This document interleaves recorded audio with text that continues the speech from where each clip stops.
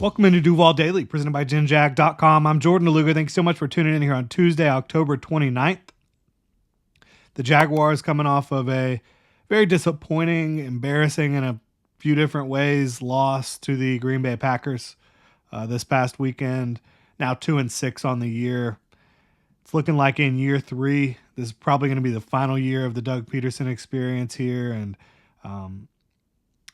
in all likelihood, probably Trent Baalke's last year as well. I don't think that with the expectations set by Shad Khan this offseason that this regime will survive.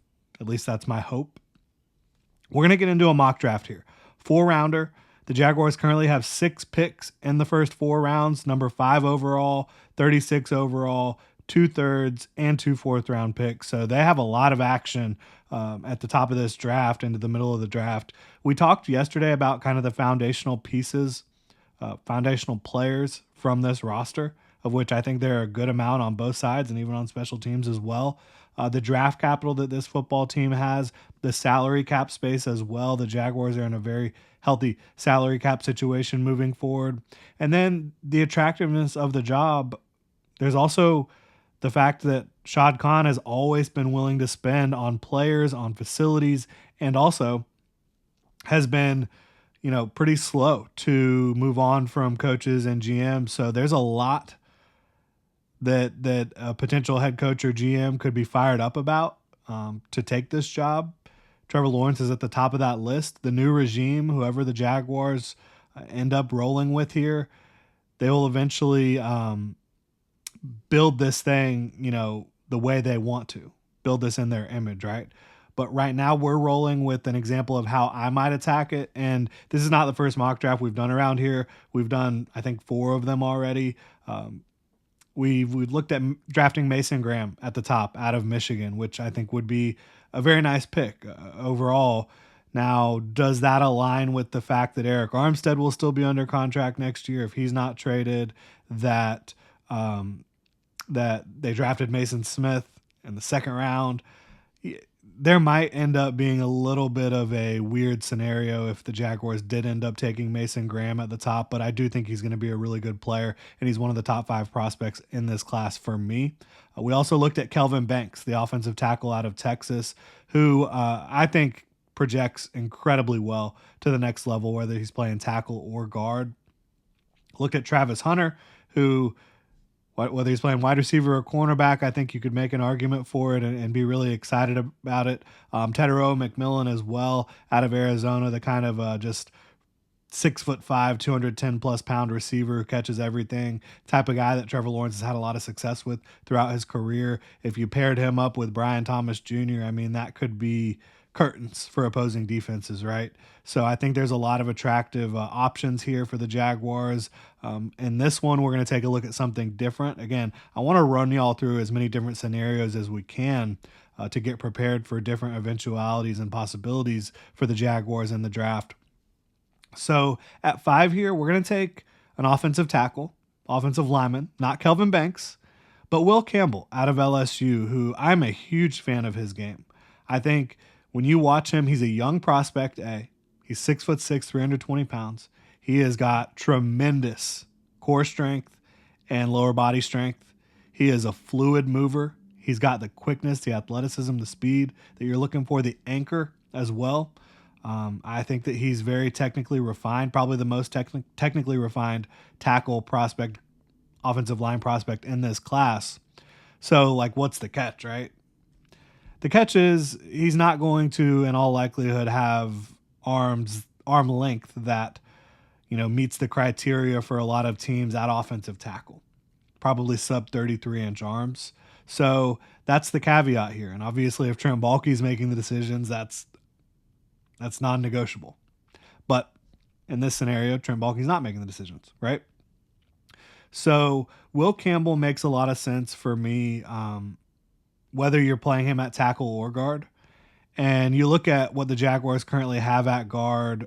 Brandon Sheriff probably done after this year in all likelihood, from a contract standpoint, age, health, all that stuff. Doubt he's going to be playing in Jacksonville next year.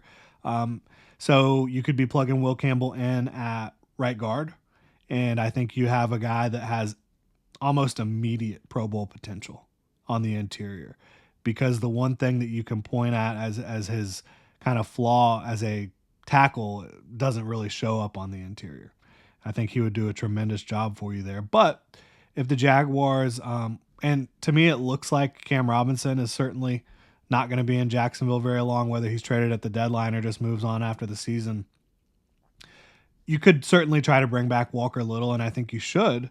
And then you could also say, hey, Will Campbell versus Walker Little for the starting left tackle job, and then whoever doesn't win, you're going to be playing guard for us, right? So there's different options here. I think continuing to fortify the offensive line after you're going to be losing a Brandon Sheriff, in all likelihood losing a Cam Robinson, just makes a lot of sense. And I would bring back Walker Little, whether that's as a full-time starter, somebody competing for a job, six-man, whatever it may be. I do think there's teams out there that probably would try to sign Walker Little as a starter, whether that's stopgap or whatever it may be.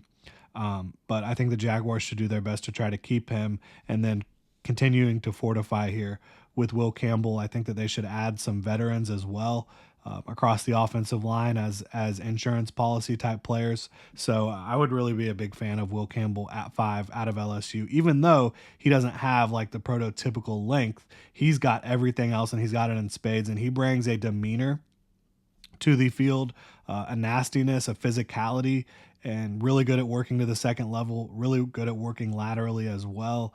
Stout at the point of attack, can drive you off the ball.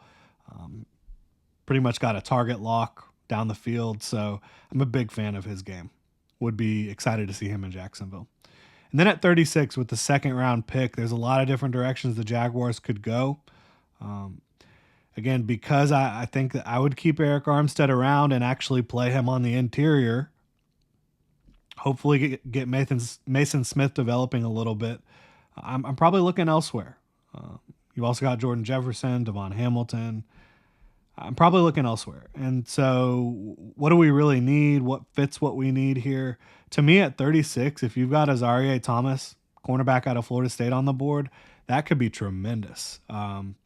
Pairing him up with Tyson Campbell, I think you would have two of the longest, or maybe like the longest, most athletic cornerback duo in the NFL. He's 6'2", about 200 pounds. He's got very long arms. He was a big time recruit. He's played up to his recruiting status. He's got, at his size, being 6'2" and 200 pounds, he's got really nice fluidity, overall long speed, explosiveness. I think that he plays the position smart. So I think if you were able to land an Azareye'h Thomas to pair up with Tyson Campbell, you're potentially turning what is currently a weakness for the Jaguars and CB2 into a strength, bumping everybody you do have down the depth chart a little bit, creating more talent at the top and more depth throughout. I think that could be really cool to see for the Jacksonville Jaguars, Azareye'h Thomas out of FSU. So you're, again, potentially taking a weakness and making it a strength. And teams that have multiple good corners, really good corners, that can become one of those things we talk about on the show here, where it's like you have a legitimate superpower as a football team, and that superpower is locking down opponents.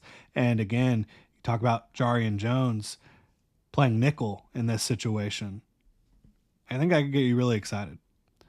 Yeah, we will move on into round 3 and 4 here. But first, got to remind y'all to check out Underdog Fantasy. Pick 'em, best ball, a whole lot more. Use code Duval Daily on their easy-to-use mobile app or UnderdogFantasy.com, and Underdog will give you a free pick to use on your first cash pick'em entry, plus up to $1,000 in bonus cash when you deposit. It's currently Boosttober on Underdog, where there is a promo nearly every day. If you want to pick a running back like Tank Bigsby to score, maybe you're looking at Saquon Barkley to score against the Jags defense, not a bad there. Underdog has vulture protection to rescue your pick'em. That's Underdog Fantasy, promo code Duval Daily to claim your new customer special of a free pick and your deposit offer. Must be 18 plus, 19 plus Alabama and Nebraska, 19 plus in Colorado for some games, 21 plus Massachusetts and Arizona, and present in a state where Underdog Fantasy operates. Terms apply. Void in Colorado. Concerned with your play, call 1-800-GAMBLER or visit www.ncpgambling.org. Arizona, 1-800-NEXT-STEP. That's 1-800-639-8783. Or text NEXT STEP to 53342. New York, call the 24/7 Hope line at 1-8778-HOPE-NY or text HOPE-NY 467-369. So we've addressed corner in a big way. We've addressed offensive line in a big way. Fired up about those two picks for the Jaguars. At 67, how about receiver? Look, this is going to be a deep receiver class. Always deep receiver classes these days. That's just kind of how it goes with the nature of the sport. But the Jags, when you look at Gabe Davis, he has not been the answer here so far. Obviously, he's been dealing with injury, but has not looked the part. Christian Kirk, good chance he has played his last down with the Jaguars, unfortunately, when you look at the fact that they're not going to be able to move him before the trade deadline. But whoever is making the decisions next offseason will see the fact that they can move on from Christian Kirk and save $10 million against the cap. And that's tough to argue with, in my opinion. So you've got Brian Thomas Jr., you've got Parker Washington. Devin Duvernay will maybe be around. I mean, he could be a cap cut as well. So different potential outcomes, but I don't think Gabe Davis is going anywhere with his contract unless you trade him. So you probably have two outside receivers. Maybe you could go get a speedster and Evan Stewart out of Oregon, who has been up and down throughout his college career in terms of production, but I think he's been really solid. He has good hands, and he is fast as all get out, a good athlete. Not the biggest guy out there. So, I mean, I think you've got Gabe Davis, who's a really big guy. Brian Thomas Jr., 6'3", 210, runs like the wind. Add another piece who could really stretch vertically in Evan Stewart. I think he can absolutely do that. That's what Trevor Lawrence likes to do. Again, attack up the field. Trevor Lawrence is one of the best deep ball throwers in the game. I think Evan Stewart complements that skill set. You can also get him the ball short and intermediate, and he can kind of do some things with his playmaking ability as well. So I would like that pick quite a bit for the Jaguars at 67. And then at 90, safety Xavier Watts. This is a very deep safety class right now. I don't think Watts lasts this long. I really don't, out of Notre Dame. But he's a playmaker. He's a ball hawk, but he's consistent. One thing you've seen from Cisco, even before this year, where it seems like obviously the defense is being outcoached on a weekly basis, you've seen ups and downs in Andre Cisco's young career, and he's still a young player. But I don't expect the Jaguars' new regime to sign him. I wouldn't expect this regime to sign him, quite frankly, unless it comes at a steep discount. But I think Watts has a lot of what Cisco brings to the field, but is more consistent. He can absolutely pick the ball off. He can read the quarterback's eyes, make plays on the ball. But I think that there's a little bit less reckless abandon, a little bit more consistency that he brings to the field. So I'd be a huge fan of that pick there for them as well. And then at 109, getting into the fourth round here, edge Josiah Stewart out of Michigan, who I think we have talked about here on the channel before. He is producing at an incredibly high level right now. And what I love about him is he is a changeup to what you have in Josh Hines-Allen and Trayvon Walker. He's a smaller edge. He's only 6'1", 245 pounds, but in that frame, that compact frame, he does pack a punch, and he's incredibly speedy off the line, and he's able to threaten the outside arc and get upfield and put pressure on the quarterback in a different way than a Josh Hines-Allen or a Trayvon Walker. So I think as a designated pass rusher type coming in here and competing for those types of reps, he could do a lot for them. And again, the production he's getting at Michigan this year is absolutely unbelievable. And then the final pick of the mock here, second, fourth round pick for the Jacksonville Jaguars, wide receiver Torrey Horton out of Colorado State. This guy, smooth operator, right? He's 6'2", about 185, 190 pounds. He's not like, I think he's probably high 4.4s, so he's not a burner, but this is the type of guy you want in your offense because he is a pro route runner. He has great hands, great hands. Goes up and gets the football, can high point the ball. He's also a yak threat. He's super quick and nimble with the ball in his hands. This is the type of guy that complements. You now have Evan Stewart able to test deep. Brian Thomas Jr. able to test deep. You got Gabe Davis probably as your dirty work type of guy, and someone who maybe a decoy in a lot of situations, or just if defenses aren't respecting him, you can target him. But then Torrey Horton coming in along with Parker Washington as well. And I think Torrey Horton can be kind of that move piece, whether you want him playing, flanker, you want him in the slot. You can probably use him as an X at times as well, depending on what you're trying to do. So I think that you now have a very complete wide receiver room. You have a bunch of guys that can get the job done in a variety of ways. And again, Torrey Horton in that range is just too good to pass up on.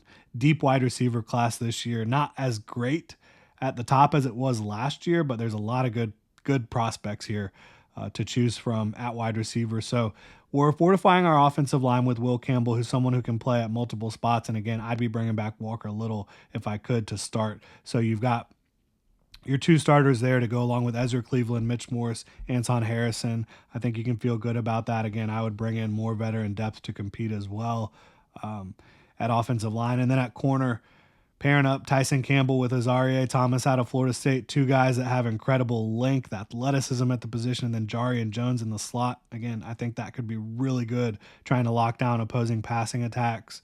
Evan Stewart and Torrey Horton at receiver, really opening things up for Trevor Lawrence in this offense, and two guys that have reliable hands. That's a key there for Trevor Lawrence. He's had too many players that really struggle to catch the football. And you're also getting an edge in Josiah Stewart, who's a bit of a changeup, and a potential starting safety in Xavier Watts, who's a ball hawk that brings a little bit more consistency to the table than what you have seen as of late. Let me know what y'all think about this mock draft in the comment section below. If you enjoy the content, please like, subscribe, hit that notification bell. Y'all have a good one.